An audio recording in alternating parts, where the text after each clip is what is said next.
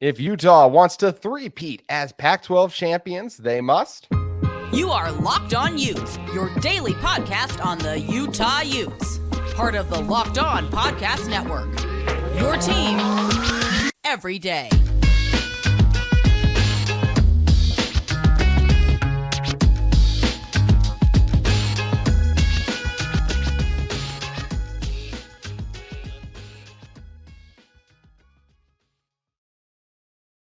Hello, everyone, and thank you for making Locked On Utes your first listen every single day. We are available on all platforms, including YouTube and wherever you may get your podcasts. This is your first time listening to our show. Make sure you guys like and subscribe. We'd love to interact with you guys in the comments as well as on social media. You can follow our show at Locked On Utes. My name is JT Wistcill, former intern inside the University of Utah Athletic Department. And on today's show, we'll be talking about what makes Kyle Whittingham a great head coach, dive into some big things about how the national media kind of perceives this Utah football team. But first, we have to start with talking about Utah's chances at a three-peat. And in order to help us do that, it's Max Chadwick of the college football and a college football analyst at Pro Football Focus and the host of the Preferred Walk-On podcast, who does have an interview coming up with Coach Whittingham. So make sure you guys check that out on his feed. And Max, when you're saying, if Utah wants to three-peat as Pac-12 champions, they must. It's going to be very challenging this season just because of how difficult their schedule is. To me, what they need to do is stay perfect at home. They haven't lost a true home game since 2018 at home.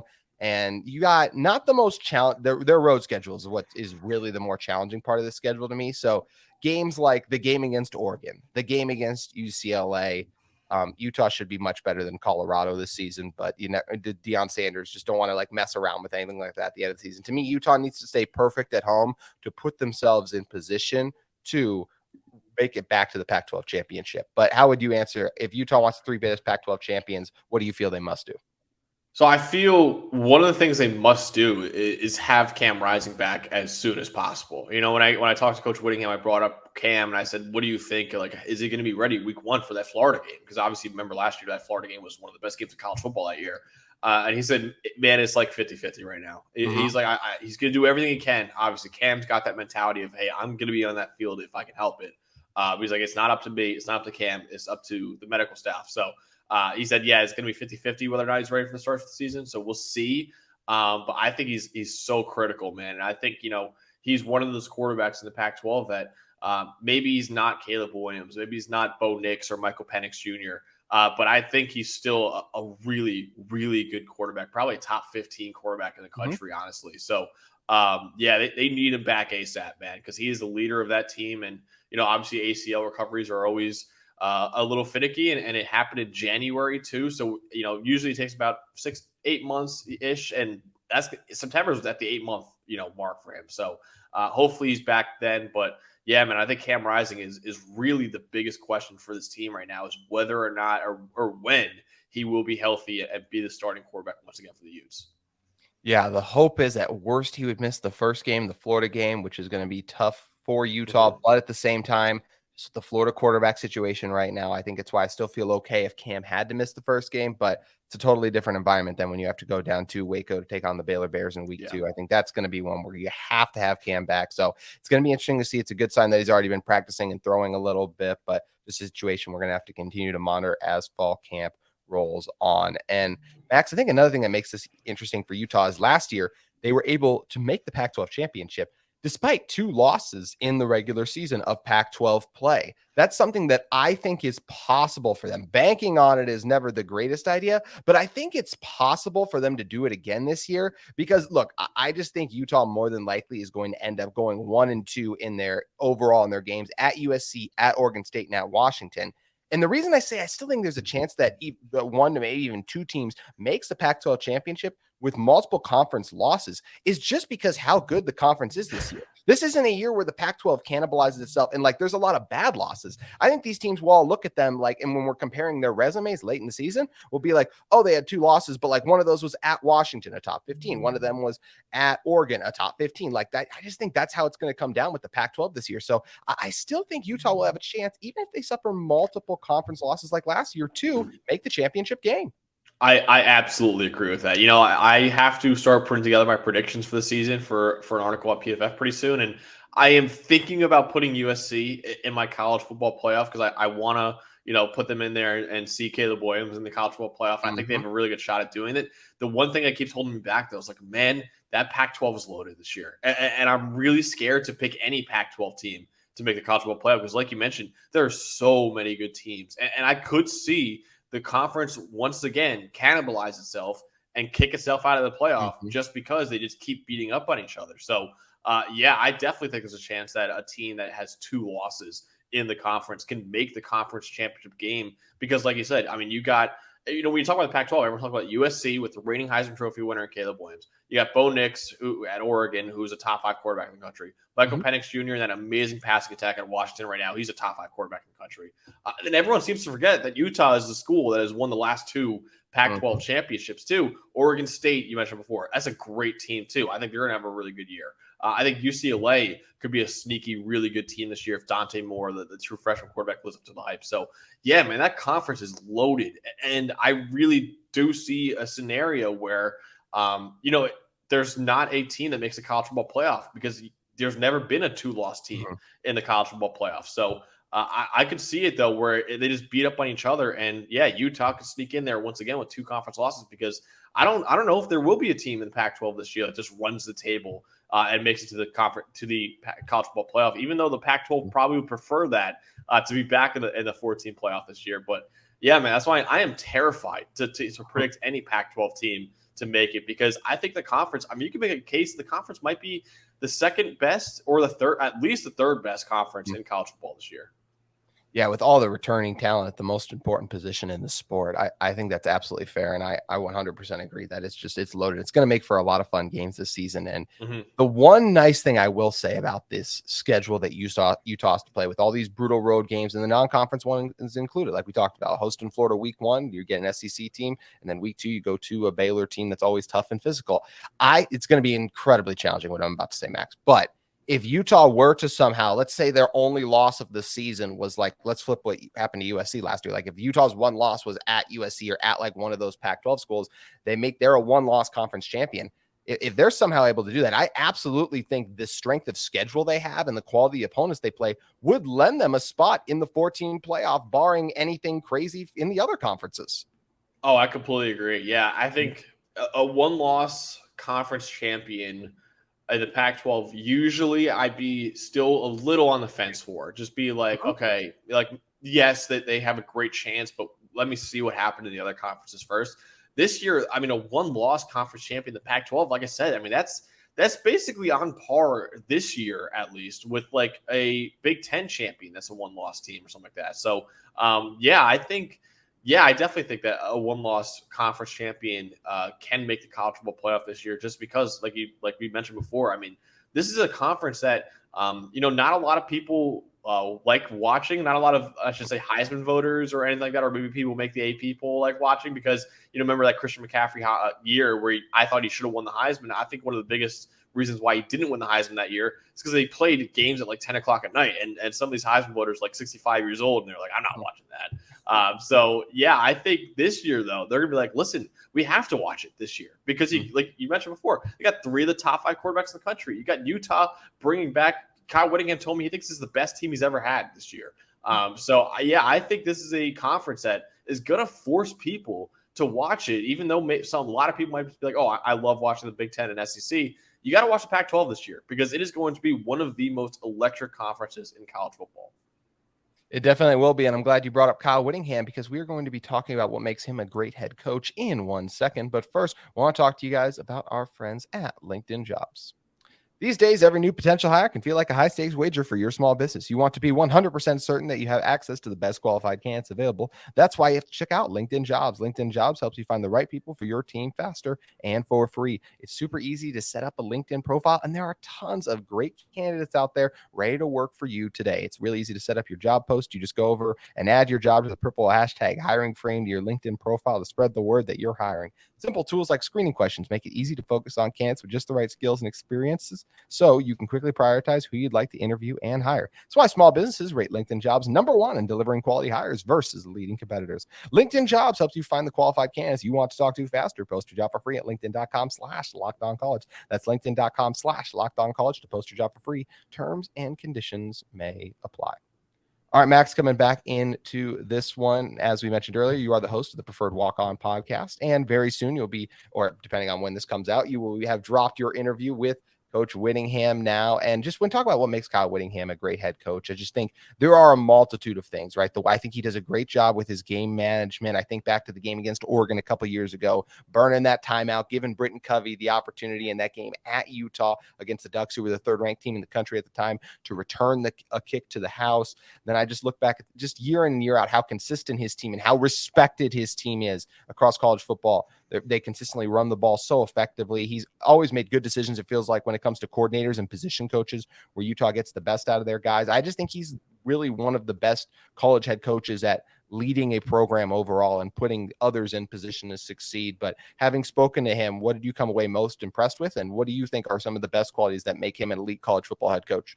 Yeah, absolutely. I think that the first thing that comes to mind with him is that consistency, man. Because, like you mentioned, I mean, this is a Utah team that has just rattled off back-to-back Pac-12 titles, and also a team that has been consistently really, really good for a long time now. And you don't really see that too much unless you're an elite program. And Utah is slowly creeping that way into an elite program. This is a school that was in the Mountain West not that long ago. And now, they're in the Pac-12 and rattling off conference championships. So, yeah, I think Kyle Whittingham is certainly a top 10 head coach in college football, and he's so consistent. And not only is he consistent in winning every year, he's consistent in that he's not leaving Utah. He's been there for 30 years now. He started off as an assistant there. Now he's the head coach, and it doesn't seem like he wants to leave anytime soon. And, in the world of college football today, coaches can leave in a heartbeat, especially elite coaches like Kyle Whittingham. There are, I don't want to say this to your listeners, but there are bigger jobs in Utah out there. And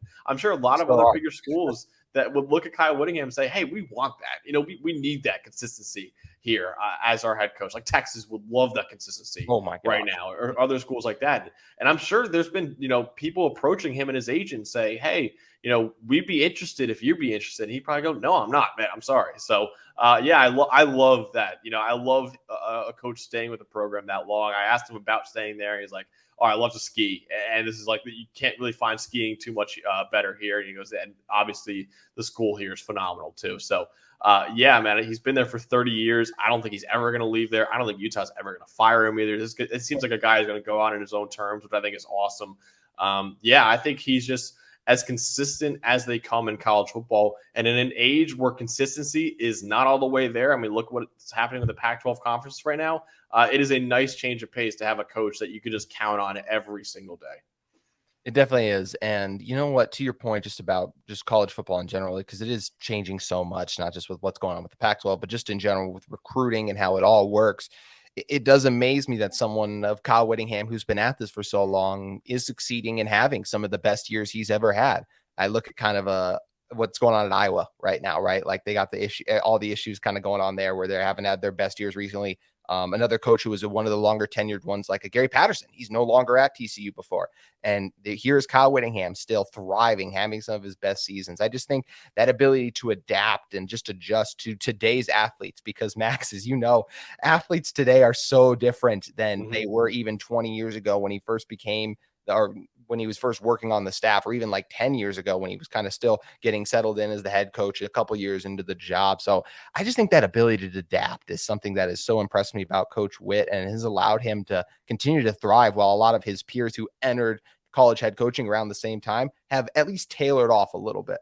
Absolutely. And I think another thing that makes him so great is that, like, he keeps his assistant coaches around, man. And Andy Ludwig was a guy who, I think Andy Ludwig is a top 3 offensive coordinator in college football. And that was a guy that I know. Yeah, exactly. That's what I was going to say, is that I know Notre Dame was looking at him and saying, hey, again, that's a job, Notre Dame offensive coordinator.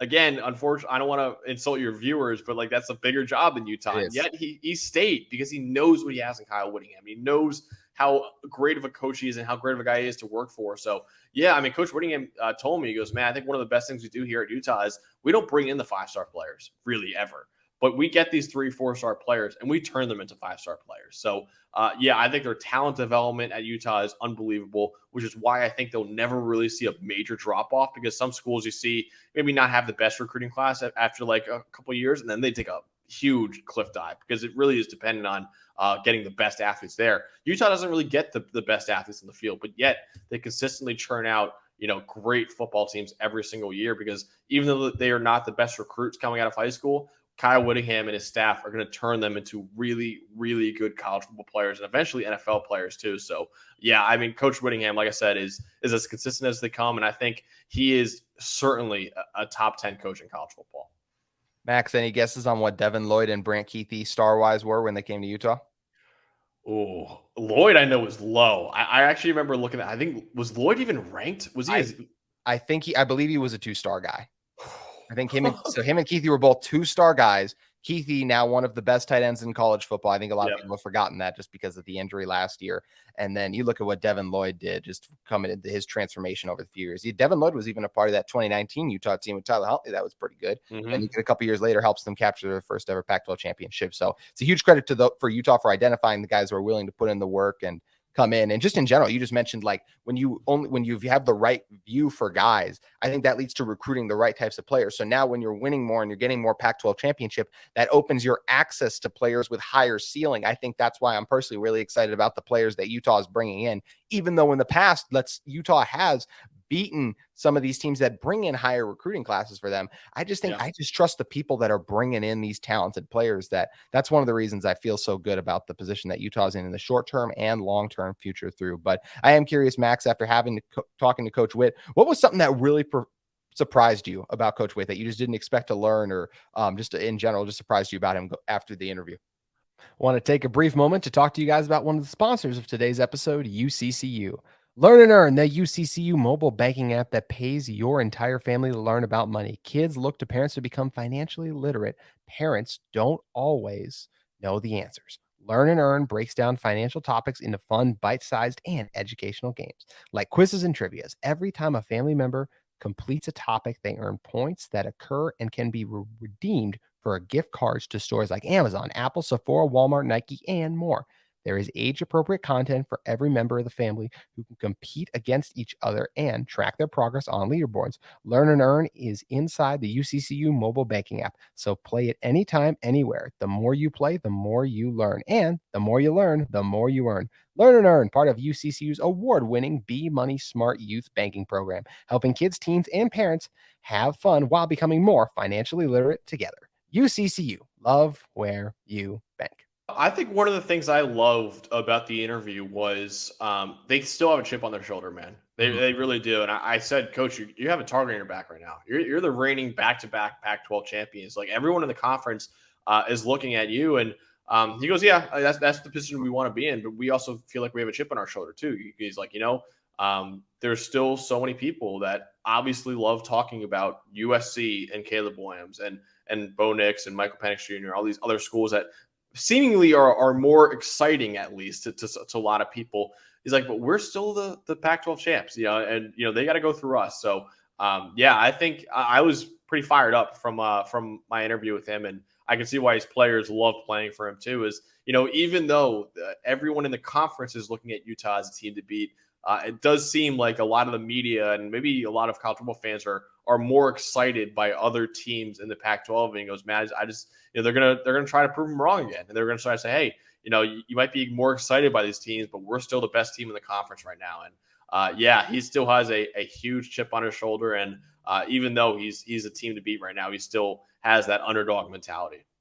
Yeah, it's amazing. Every year college coaches, they're like, we don't pay attention to the preseason stuff. And then at the end of the season, we get the Georgia Bulldogs on stage at the national championship. And one of the players is like, they said we'd only win 5 games. It was like, who in the world said Georgia would only win? Like, how did you find the one person who said you'd win 5 games? It's like, it's the same that's thing all you need though. Sometimes I know people who hate right. that. I mean, honestly, when that guy said it, I know people were making fun of him. I was like, yes, it's ridiculous. I don't know who the heck would say that. But if I'm that kind of guy, I know Michael Jordan used to do that too, where he'd make up a scenario in his head, like, oh, that guy in the crowd just insulted me, and I'm gonna, play. So you got to be a little crazy to be elite. So I don't blame people at all for making up, fantasies in their head about why someone doesn't believe in them, even though they definitely do not. You're absolutely right. You need especially just to be an athlete at that level, it requires such a commitment that anything you can use to give you that extra motivation that's going to make you want to run that one extra sprint that you're thinking the other team won't, that it all helps out. So that is a great point there. And you had a perfect segue just a second ago when you were just mentioning how the outside media kind of views Utah, because I am curious a little bit why you think this Utah team, I feel like I saw Greg McElroy put out his college football list. Utah was in the top 10 there. And I feel like a lot of the college football media, the guys like the Pro Football Focus, for example, or just a lot of the other media out there, they'll be high on Utah. But I think fans, especially, and just the national perception of Utah still isn't fantastic, even heading into this year where you have so many returners and you are back-to-back Pac-12 champions. Why do you think that is? I think they're just not as sexy of a team as these other Pac-12 teams, honestly. And I think that, it stinks because it's like they're still a really, really good team. I still think Utah is definitely, I don't know if I would say top 10. I would say probably top 15 for sure, though. But I definitely think, man, it's just you look at that team and it's just, we're going to beat you up in the trenches. We're going to have a great linebacker unit. We're going to have a quarterback that, can run and throw, but we're not going to air it out too much. We have a great run game too. So like this is a team that, is just your classic, kind of like a Big Ten style team almost in Utah. And meanwhile at USC, you got the biggest superstar in the sport who knows he's the biggest superstar in the sport with a ton of receivers you got to throw to. Bo Nix is back now. And that's one of the coolest stories in college football and how he's, really lighting it up. And that Oregon offense should be electric this year. Speaking of electric offenses, Washington has a top 5 quarterback in the country. They got 2 top 6 receivers in the country. They got one of the best play callers in the country, one of the best offensive-minded head coaches in the country. I mean, yeah, that offense is going to be electric. And then Utah is just like, yeah, we're just going to run it down your throat. We're going to beat you up in the trenches. Not the most exciting brand of football, but yet it's a brand of football that wins. And I think that, maybe a lot of fans are looking at Utah right now and saying, man, they're not the most exciting team. I'd rather watch USC and Oregon and Washington. But at the end of the year, I mean, Utah's probably going to be that team that you look back on and say, how did we not see this? And it's just, they just have a great team every year. It isn't built on superstar players. It's built on the development that they have in that program. And that's why, like I said before, I mean, I trust Utah to have a really good team every year because even if they don't bring in the highest rated recruits, they're still going to be a consistently good football team because they have Kyle Whittingham and all those great assistant coaches there too. So they're not the sexiest team for sure, which is maybe why they're not getting as much love as other Pac-12 teams, but they certainly are still one of the best teams in the conference. You brought up them as kind of like a common Big Ten team without the elite quarterback play, just in terms of having the top 5 guy like Ohio State had last year. Just hearing you talk about that just made me think, man, there are a lot of similarities to this Utah team and some of those Wisconsin teams we've seen recently. Red and white, Under Armour school, known for running the ball, always having pretty solid running backs as well, always strong defensively. They really are great tight ends, always great tight ends. Exactly, yeah. They're built on tight ends. That's a Big Ten school if I ever heard it, man. Yes, I know they're looking at the Big 12 right now if they do leave the Pac-12, but if I'm the Big Ten, I'm like, man, this school kind of fits our brand pretty well. They absolutely do. And I mean, they literally are Wisconsin if they just had better quarterback play for what the last few years have been for them overall. That's where Utah is lucky to have Cam. And I will say, Max, especially if we just look back, like, it's great. Cam Rising was at least flirting with the NFL last year. This is not the year to roll in a new quarterback in college football with how good the pack is overall. But thankfully, Cam is back. Based, like you said, you talked to Coach Whitt. It's going to come down to the wire for the Florida game. Hopefully, if it's come down to the wire for the Florida game, it's at least played by the time the Baylor game rolls around, since you have around a week and a half in between that game, basically. But I'm not going to make you give a record prediction because you said you're still trying to feel all those out. But what are kind of just your thoughts on this Utah team in total and what they'll be able to do in 2023? Yeah, so I definitely think I'm not picking them to win the conference. I will pick USC because I fortunately was able to talk to Caleb Williams too, and that guy has a fire in him right now that I'm honestly terrified to pick against right now. So I think USC and Caleb Williams will win, and I think I'm going to pick USC to make the college football playoff. Even though, like I said before, I am definitely terrified to do so because of how loaded the Pac-12 is this year. But yeah, man, I think Utah a 9-3 season could be in the cards. I do really like this roster. I think they have a really amazing linebacker core. I actually put out my top 10 linebacker units in college football today, and Utah was in the top 10 because, Karenni Reed, Leonard Barton, I mean, they got some really, really good dudes there. But yeah, I think Utah 9-3, just because, that Florida game, I think could be a loss. If Cam's not going to be able to go, I think it will be a loss. But even if he is, he might be still not 100% yet. And that could be a loss for them. So, and then obviously they got so many amazing Pac-12 games. So even though a 9-3 record, usually in the Pac-12, it means like, oh, you're a solid team or a pretty good team. This year, it's almost like the Big Ten and SEC a little bit too, where it's like a 9-3 team is a really, really good football team. And, there are other schools that maybe go 10-2, but I would put that 9-3 team over a lot of 10-2 teams, like in maybe the Big 12 or ACC or anything like that. So yeah, I think a 9-3 record is probably fair to predict for Utah this year. Yeah, it's funny. We could look back at the end of the season, and let's say in this scenario, Utah does suffer 3 losses, so they would not be in the Pac-12 championship game more than likely in this scenario. And they could still be arguing for them to be one of the 15 best, because those 3 losses could be USC, could be in the top 5 at that point, and then a Washington and Oregon in like this hypothetical, who should both be also in the top 15 overall. So it is a gauntlet of a schedule, and it's going to be interesting to see how the Utes make it out of it. But Max, if people want to learn more about Coach Whittingham and how he's going to approach the coming season, what should they go check out? Yeah, so you can check it out at Preferred Walk On, a college football show, which is now officially a PFF show, which I'm really excited about. So yeah, you can check it out anywhere you get your podcast, Apple, Spotify, wherever, on YouTube as well. We'll have the full interview, video interview on YouTube. And then, yeah, man, you can follow me on Twitter at Max Chadwick, CFB, and on TikTok too at Max Chadwick CFB for everything college football. Awesome. Well, thank you so much, Max. Really appreciate you joining us. Awesome. Thank you so much, JT. That is going to do it for today's edition of Locked On Utes, but we'll be back with you tomorrow talking more things Utah football. We'll see you then.